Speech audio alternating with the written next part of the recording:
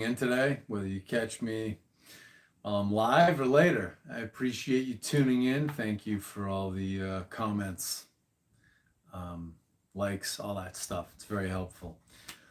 So, today I'm going to talk about this Venus Retrograde that's happening tomorrow, Sunday, the 22nd of July. So, or is that today? I'm a little lost in time here. But anyway, very soon, this weekend. So yeah, before I get into it, by the way, I read sidereal astrology. So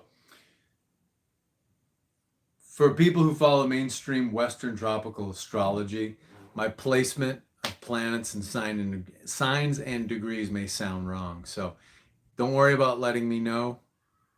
And try not to poop your pants too much. So I'm using sidereal, I'm using the visible sky astrology. So in the mainstream system, Venus is going to go retrograde 27, 28 degrees of Leo, but in the actual visible sky, it's at 4 degrees of Leo is the station point. So yeah. Now, before I get into the nuts and bolts of astrology, just kind of want to sort of discuss an impression I had. So, woke up today, and what I do in the morning, I always do my Wim Hof breathing. So, I'll do about 3 rounds of that. So, Wim Hof breathing, it's basically deep breathing in and out of the mouth, followed by breath holds. I really love it. Gets me warmed up in the morning, gets me ready for the day. Keeps my respiratory system clean. I think when it's something you do, you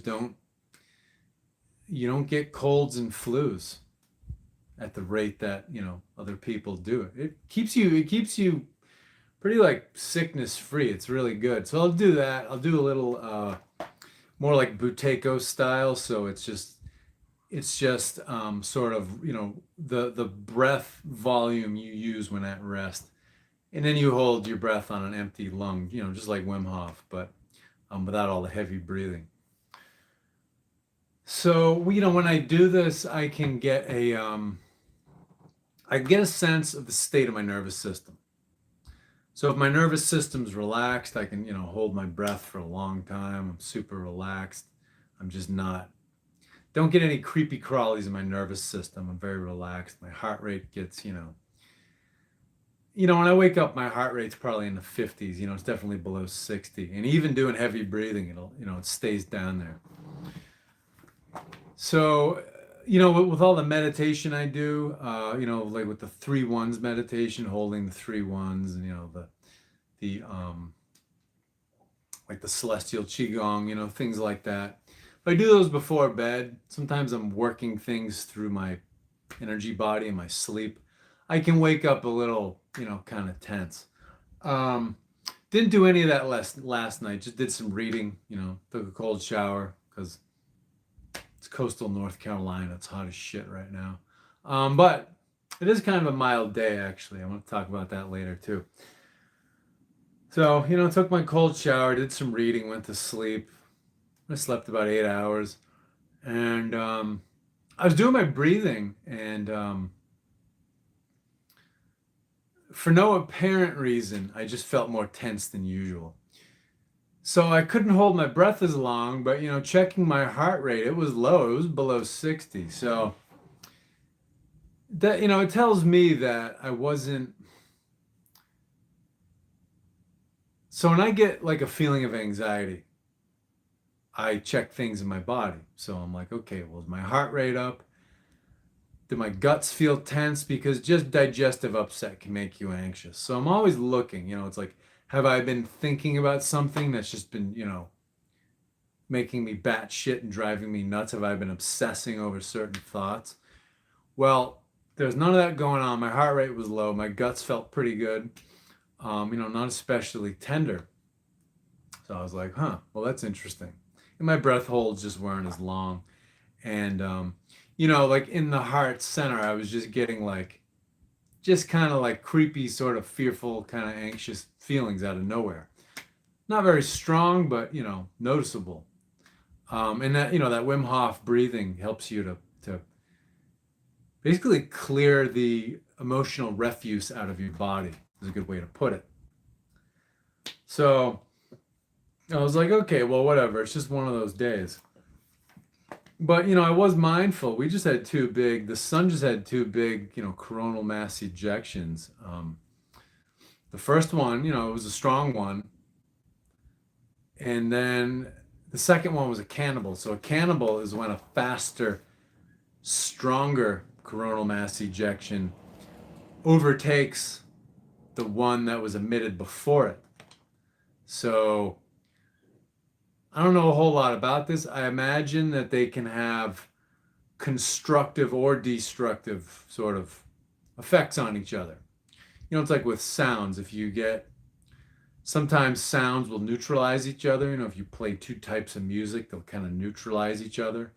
And you can't really hear one of them distinctly. You just sort of get this white noise, or sometimes they amplify each other. Don't know how these two, solar flares affected each other, but it's a lot of radiation hitting the earth. It's going to affect our heart center because your heart is your microcosmic sun. It's the sun within your inner cosmos, your inner solar system, which is your physical body and your energy bodies. So, and it drives consciousness too. And, we are in this sort of consciousness expansion event right now. So, yeah, so I knew all these coronal mass ejections had been going on. And then, so I get my breathing done, I do my eye exercises, all that stuff. After I'm kind of warmed up, I always turn my phone on to make sure, nothing's blowing up at work, or, nobody wants to get in for acupuncture at the last minute, and just to see what the hell's going on. And so I've got what the hell is that? The Newsbreak. I got the Newsbreak app. And I don't really read the news. I just check the headlines and just see what's going on, see if there's anything kind of anomalous or black swanish or interesting. So the first thing to pop up was First Lady Jill Biden arrives at Nantucket Airport and is whisked away by the Secret Service motorcade. So, the Bidens vacation out in Nantucket. It's a pretty exclusive kind of, sort of a vacation destination. So if you're not familiar, Nantucket is an island. It's on the northeast coast, Atlantic coast of the U.S. It's off of Cape Cod, which is, part of Massachusetts. A couple hours from Boston. So Nantucket, you have the two main islands. You got Nantucket and Martha's Vineyard. Nantucket is much more remote. The ferry ride takes a hell of a lot longer. More inaccessible, harder to get out there. So she flew into Nantucket on whatever Air Force plane she's using at the time. So these people go on vacation. A lot of the presidents went to the vineyard. The Kennedys, they have the compound in Hyannisport, Massachusetts on Cape Cod. Nothing incredibly, anomalous or weird about famous people vacationing on Cape Cod or the islands. It's just kind of an everyday thing in the summer. But, it was interesting. It was just the first thing that came across that news feed. And, this Venus retrograde is happening in Leo. And Leo is the sign of royals, executive figures, leaders, rulers, all that stuff. So I was like, that's interesting. And, I'm definitely sensitive to, the solar energy, the energy of the moon, conjunctions, and just sort of the energy of the zeitgeist in the world. It's like, it doesn't give me like crippling pain or crippling anxiety, but I just I'll wake up in the morning and just know there's some sort of a disturbance in the force. And I just always say to myself, well, I wonder what's going on. So, I saw that story about Jill Biden going out there and just knowing this Venus retrograde is coming. And, I was thinking to myself, well, I know that these globalists, these corporate sort of globalist masterminds who puppeteer these politicians, they're fucking desperate right now. You know, they're trying to, speaking of these solar flares, these coronal mass ejections, the stupid Bill Gates plan that, you know, Sweden was originally going to pay for but then backed out of to block the light of the sun to slow down, you know, climate change, which is totally fucking natural. That's now being pitched to the White House. So the White House is now looking into blocking the sun by spraying fucking chemicals into the atmosphere. So, you know, it's interesting. If they do this, they'll be admitting that chemtrails are going on, but they're going to give the mediocre, you know, middle class TV viewers an excuse for why it's going on. They're going to be like, oh, there's nothing wrong with that. The government said it's okay. And, you know, these are people who they haven't been able to see the fucking chemtrails for the last 30 years. So once it gets admitted by the television, this is why we're doing it. We're doing it for your own well-being. They'll just go, oh, okay. Oh, I think there's a football game on. So, but anyway, these people are fucking desperate. If they're trying to block the light of the sun, they're desperate. I think that had something to do with the whole stay-at-home order during the lockdowns. It's like they're so desperate, they're like, well, maybe if they stay in their houses, the sun can't affect them. Fucking bullshit. Just like last-ditch desperate attempt to try to, you know, recapture the minds of humanity. So these people are fucking desperate. So the reason I'm saying this, I sort of got the idea in my head, you know, maybe this is like the Jekyll Island conference, like 2.0. Like maybe this is the new Jekyll Island. Like maybe, you know, Jill Biden is going out there to meet, you know, the principals. So when I say principals, I mean like the investors who control industries, who puppeteer the government, you know, who use the intelligence services to make sure the news gets told correctly, to make sure the politicians do as they're told, and who use lobbyists to, you know, bribe politicians they haven't gotten a hold of yet, or bribe politicians they do own even more. You know what I mean? So I think I just got this idea in my head. I have nothing to substantiate this other than, well, this is where these people who control entire industries and who puppeteer the government, they all vacation together on places like Martha's Vineyard, Nantucket, Cape Cod, you know, Bar Harbor, Maine, or just the Maine coast in general these days, as it's got more popular. But yeah, they congregate on Cape Cod and the islands of Martha's Vineyard and Nantucket. It's a great place to have meetings in the summer. You know, and these islands are interesting because after World War II, Nazis who were given immunity, war crimes immunity, were stashed on Nantucket and Martha's Vineyard. And, you know, it's an interesting thing. To this day on those islands, your mail still goes to general delivery. You have to go down to the post office and pick it up. So, you know, mail can be easily monitored, but it's like a whole other level where you can monitor mail. So, yeah, some of these Nazis were, you know, stashed there until, you know, the cover up was complete, so that they, you know, until they could go start their careers at NASA or, you know, within big construction companies or CIA, NSA, wherever the hell. Itchy nose today. So, yeah, the weird things go on these islands. So, you know, I lived on the vineyard, Martha's Vineyard, for a couple of years. I used to go, you know, when school was out of session, they had like pull-up bars and tree limbs you could use for pull-up bars at like one of the local elementary schools. So, you know, I'd go there to do pull-ups and stuff, and this school was kind of like in the middle of like a wide junction, you know, where two roads came together. And every now and then I would see a fleet van with US government plates on it. And it would be full of like children, you know, like 6, 7, 8, 9 years old, like within that age range. And I'd be like, where the fuck is a federal fleet van going with a van load of kids and why? So like, you know, like a passenger van that has like the full length windows down the sides. Just really weird. You know, conceivably, you know, they're the children of,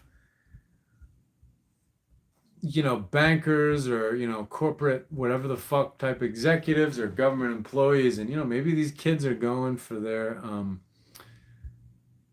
you know, their behavior modification training, you know, their MK Ultra type training, or, you know, who knows what the fuck, but it's like to have a US government fleet van, you know, and probably everyone has seen this, you know, US government vehicle license plates are very distinct. So you can even spot them from a distance. If you're familiar with them, you can spot them from a distance. You know, if you've been in the military, worked in the government, and they buy, you know, what is it? They buy those Ford vans. Everywhere in the world, you go to some like US government installation, they have these Ford vans, these passenger vans.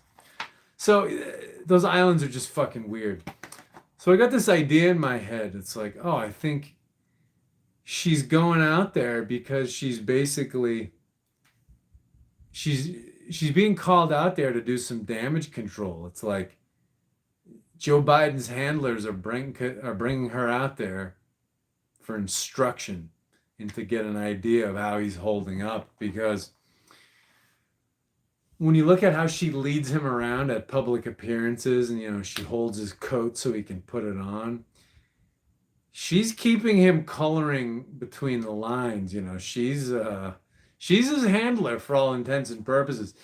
It's like the old Manchurian Candidate with Frank Sinatra and Jessica Lansbury. Well, Jill Biden is Jessica Lansbury, and, you know, Joe Biden is like the alcoholic Senator Johnny Iceland. You know, he was the guy who's like Raymond Shaw's stepfather, who's, you know, raving about the communists. And I have in this briefcase the names of 100 and whatever communists in this Congress, you know, and the number's always changing. And, you know, lo and behold, he's chasing the communists, but he's being handled by a communist handler who's been trained and who is under the orders of, you know, people from the communist bloc. So that, you know, it's very appropriate. You know, it's like this whole Biden administration. It's like they've whipped up this whole, you know, Trump collusion narrative because, you know, colluding with foreign powers because they are under the influence of foreign powers. And it's been, the evidence has been showed again and again, but we don't really have journalism anymore. We have political lobbies. Journalists are political lobbyists. So a lot of the courts are bought off, you know, and Congress can't get shit done. But so it's interesting. So it's like, yeah, he's definitely being handled by foreign powers, and she's the go-between between him and the foreign handlers. So I just had this idea in my head that, yeah, I think there's probably like a little Jekyll Island type of meeting going on in Nantucket. She's being called out there to attend it. And it's interesting, you know, the Jekyll Island meeting, if you're not familiar with that, this was in what, 1913? Yeah. 1912, 1913. Federal Reserve Act was signed in 1913 over the Christmas holiday. So yeah, Jekyll Island, it was like 1911, 1912, 1913. So, you know, Federal Reserve Act, the United States was conquered by the banking system.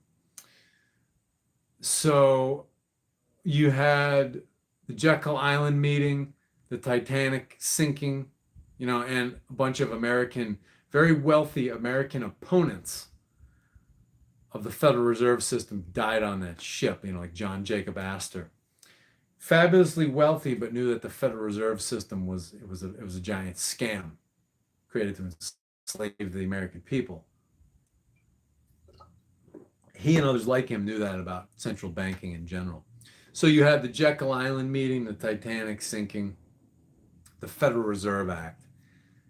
That ushered in, that laid the groundwork for this era of globalism as we've known it. And then, 1929 was really when the fuse got lit. I think World War I was still foundation laying. So now we had, back in April, we had that Jupiter Rahu conjunction in Aries for the first time since May 1929. And then, but with this time, with the aspect of Saturn on it. So Saturn keeping all these new creations in control. So that was really, that's like the end of the era of globalism. I think those Jupiter Rahu conjunctions were the bookends. But with the second one in 2023, with Saturn looking at it, Saturn saying, no, we're not going to have a repeat of 1929 and World War II and the Cold War and all that nonsense. It's fucking over. So you had that. And then just last month, this wreck of the Titanic claimed another billionaire. What the fuck was that guy's name? Can't remember it. That Pakistani billionaire who's, based out of London. Him and his son and, the CEO of Ocean Gate and then those two other businessmen. But this time, the Titanic claimed the life of a globalist businessman. So it's like the Titanic sinking was like the sunrise of globalism as we know it. And then the Titan submarine that imploded on the way down to the wreck, that was the sunset of globalism as we know it. So, we're not going straight to Jubilee, with, like I'm always saying, Donald Trump, crowned president on Christmas with, Jesus placing the crown on his head and all that shit. But we're not going to have a repeat of what the last 100 years have been like. That lost century is going away. So that brings us to this Venus retrograde. So Venus retrograde, 4 degrees, sidereal Leo. Leo is the sign of the sun. That's the sun's home sign. Regulus, 5 degrees sidereal Leo. It's only 1 degree away. So in conjunction, Regulus is the heart of the lion because that's the part of the lion that it sits on. It's the heart of the lion. So big deal. Regulus, it has Mars, primarily Mars, but then some Jupiter energy. It bestows, authority and leadership and high status and success. Venus is a planet of wealth, comfort, sensual pleasures, material goods, money, social activity, romance, lust, all that stuff. All this feel good physical stuff that makes your earthly existence feel good. Venus is also a diplomat, a mediator, a protector, a protectress. So to have Venus go retrograde in the sign of the sun, conjunct on top of the heart of the lion, Leo the lion, this is a big deal. So Venus is comfort. So it's going retrograde. It's going to go back in the Cancer. So to me, the sense of ease, the sense of pleasure, the sense of comfort on behalf of these globalists, these mega wealthy people and their political puppets, all of these people that Leo represents, to have Venus go station and go retrograde on top of the heart of the lion, that's a big fucking deal. That is a herald of these people's desperation. It's just saying, yeah, they're fucking desperate. They're scrambling, and it's not getting any more comfortable for them. This is going to be a tough, rest of the summer for them. This retrograde continues to September 3rd. It goes, yeah, stations on September 3rd. And let me look up the shadow period here. I think I made my tables in my new notebook. Where the hell is that? Venus. Oh, yeah. So it's going to be in shadow until October the 7th. So, yeah, this is going to be a tough summer and most of the fall for them.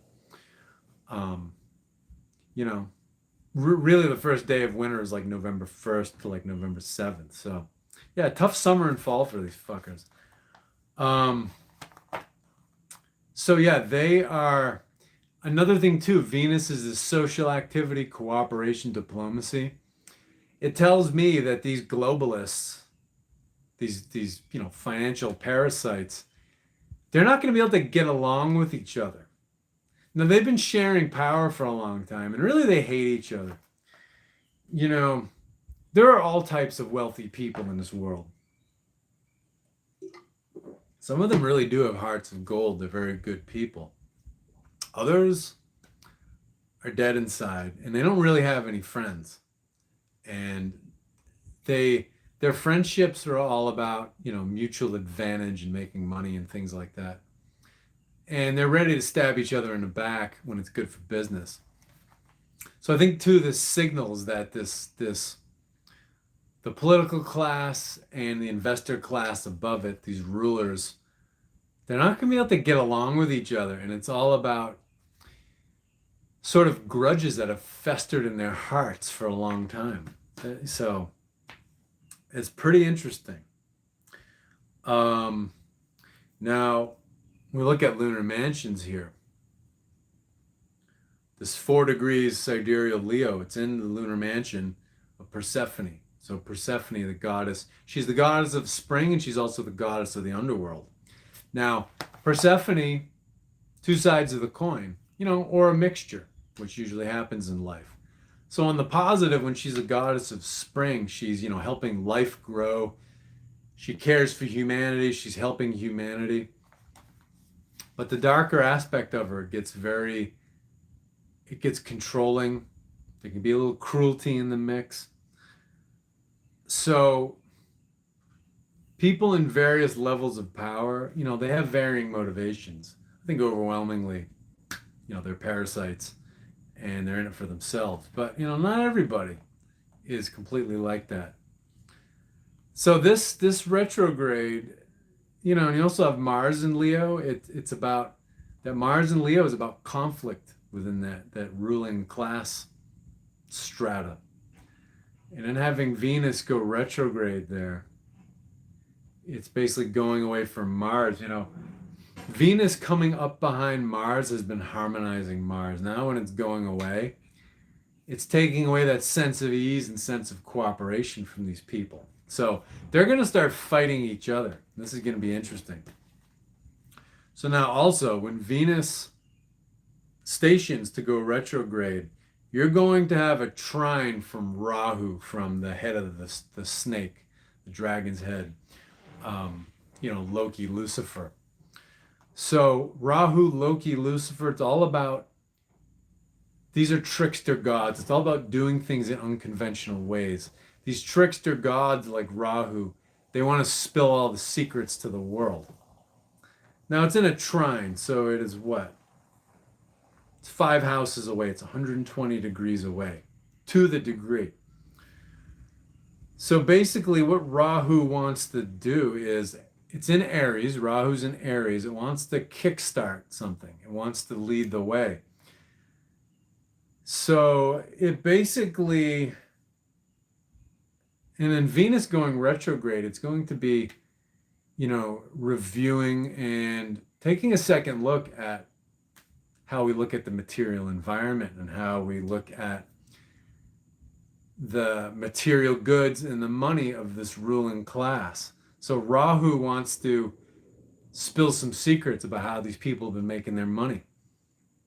And trines are harmonious. So, and another thing about Rahu, Lucifer, Loki, they are the gods of the working class. They represent the hope of the working class. Not the only god that helps the working class, but they represent our hopes and, things we want to improve our lives. So we've got that going on. Now we also have yods. So we have these inconjunctions. So an opposition is when planets are 180 degrees apart, they're opposite. 30 degrees off of 180 degrees, you've got the 150 degree angle and you've got the 210 degree angle. So 6 houses away and 8 houses away. This is where planets are out of communication. So let me see here. Pluto is 150 degrees away from Venus at 4 degrees Capricorn to the degree. Neptune is what, 210 degrees away, 8 houses away, 3 degrees Pisces. So you have these influences. So you've got Pluto and Capricorn. So Pluto is basically, it's our wounds, it's the baggage we have to get through so that our souls can evolve. Because Pluto is the god of the underworld. So Pluto is basically showing us how our government, Capricorn, has been manipulative, over-controlling, all that stuff. And then Neptune and Pisces, Neptune retrograde in Pisces, it wants to give you the opportunity to have revelations and to see how you were misled, how you were misinformed, how you were deluding yourself. But if you're not ready to face the music, you're just going to get more deluded. You're going to double down on the bullshit. So you've got Neptune and Pluto looking at this Venus and just showing us all of the illusions that these rulers have been creating and all of their control freaking and manipulation that they've been up to. So, yeah, pretty interesting here. That Pluto, it's Lunar Mansion in Capricorn, it's Natura. It's the goddess. It's a goddess who is the highest power on earth. So whereas Zeus is like the highest power in heaven, Natura is the highest power on earth. And, nature cleans itself. The natural world digests things too. So it's all about how the natural world basically recycles things and cleans things up, and makes things grow, makes healthy things grow. And then Neptune in a lunar mansion called Phorcus. Phorcus was one of the Titan gods of the ocean. He was a father to, like sea monsters and the Gorgons, like Medusa. So this deals with very deep forces in the unconscious coming to the surface. So very, very interesting. And another thing too about that Rahu in Aries at 4 degrees Aries, it's in Dioscori. So Dioscori, the Vedic name is the Ashwinis. So this deals with these Dioscoris, these Ashwinis. They're Castor and Pollux. They're actually the twins that are depicted in Gemini. So they were sons of the same mother, but one was the son of Zeus, one was the son of a mortal man. And the one who was immortal was offered a place in Olympus by his father Zeus. And he said, well, I only want it if my brother Castor, so Pollux was the immortal one who was the son of Zeus. He said, I only want to join the Olympians if my brother Castor can, come join me. And they're like, okay, cool. But, there was this whole thing where one had to be on Earth, or one had to be in the underworld and one had to be in Olympus, and they could never be, directly together. But anyway, they were depicted as horsemen, and they were basically the cavalry that comes and saves the day. So in the ancient world, especially in the Greco-Roman world, even in the Vedic world, when these twins were called upon to help people, they came riding in, so they basically, their energy can be invoked to help us to handle problems, handle crises. So Rahu, looking at Venus, is trying to help with that. It's trying to help us deal with these rulers and all their fucking shenanigans. Now, think about Venus too. Like I said, Venus is a protectress. She's also a warrior goddess. We think of Mars as a warrior.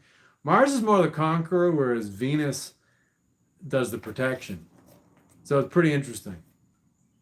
Um, yeah, and then another thing too about this lunar mansion Persephone, where Venus is stationing and going retrograde, it's ruled by K2. K2 is the body of the serpent, the body of the dragon, the body of Medusa. So whereas Rahu deals with like illusions and smoke screens and all this stuff, K2 just shows you the facts. K2 doesn't have time for bullshit. Rahu is like Mr. Bullshit. Um, and that's probably the thing. If they're having one of these Jekyll Island meetings on Nantucket, they're trying to figure out how to keep gaslighting the American people and the people of the world, and how to make it look like the Ukrainians aren't losing this war horribly. So we'll see what happens, but it's like K2 is fundamentally not going to stand for it. K2 ruling the lunar mansion of Persephone is basically K2's position is, if you're going to rule, you better be a straight shooter and put your cards on the table, or you're going to get hammered. You're going to lose. So, yeah. And then, too, so 5 days later on July 27th, Mercury catches up with Venus. Venus will still be at that stationing degree, 4 degrees sidereal Leo. Venus is going to meet up and it's going to join this yacht, this in conjunct relationship between Venus, Pluto, and Neptune. So Mercury is mass media, communication, thinking. So more things hitting the media from this ruling parasite class. They're going to put out more smoke screens, but if your consciousness is at the appropriate vibration, you're going to see through it and you're going to go, oh, that's what they're up to. Wow, I thought they were full of shit before, but it's even more severe than I imagined. And, at that time, Rahu's still going to be in that trine. So again, Rahu in Dioscuri, Lunar Mansion, Discori rides in to help humanity, to help people. So Rahu is going to be helping humanity to deal with this parasitic ruling class in a very unconventional, well, not one unconventional way, but unconventional ways. Things that these ruling parasites haven't even thought of yet. Because they're very unimaginative and they just repeat the same shit over and over. So, but we do things all the time that shock them. And that's why they haven't, conquered the world yet. And a lot of people, especially, the truth tards, they really get into the truth porn and the fear porn, and all the Q stuff. And it's like, and those communities spread a lot of gloom and doom, the sky is falling. And it's like, well, if these people were about to win, you wouldn't even know that they were running a big screw job. You wouldn't have had any problem with the needlecraft. They wouldn't have to go to war. They wouldn't have had to do these lockdowns to destroy, local small businesses. This stuff is going on because they're having a hard time, they're losing, and they're trying very desperate things to maintain power, which they're losing. So yeah, I'm gonna call it a day there. But thanks for tuning in, and happy weekend, and I'll see you later.